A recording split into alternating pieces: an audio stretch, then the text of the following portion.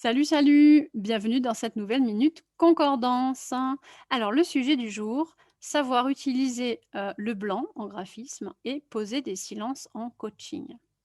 En graphisme, on apprend en fait à utiliser des espaces vides dans les compositions et on appelle ça le blanc. C'est très dérangeant au début de laisser du blanc par endroits, hein, car tout le monde sait que la nature déteste le vide.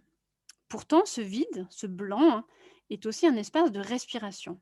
Il peut servir à isoler un élément pour lui donner une importance, car même s'il est petit, l'élément isolé va se détacher du reste de la composition et peut ainsi prendre sa place pour raconter son histoire. Car si un élément important est rapporté au milieu de nombreux autres, il va être noyé et disparaître complètement au profit de la masse. En coaching, on apprend à utiliser le silence. Personne n'aime le silence.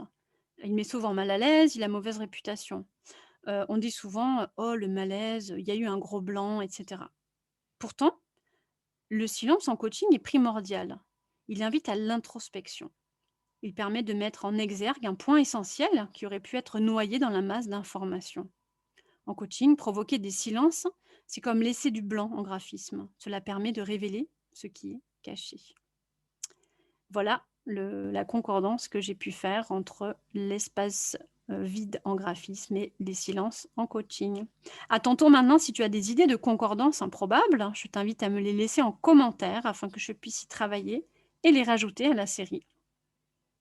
Si tu as plusieurs cordes à ton arc et que tu n'arrives pas à voir le lien pour les accorder dans ton activité, de façon claire, simple et digeste pour tes interlocuteurs, je t'invite à me contacter pour en parler et voir si le courant passe entre nous. Tu trouveras le lien ci-dessous. Je te dis à très bientôt.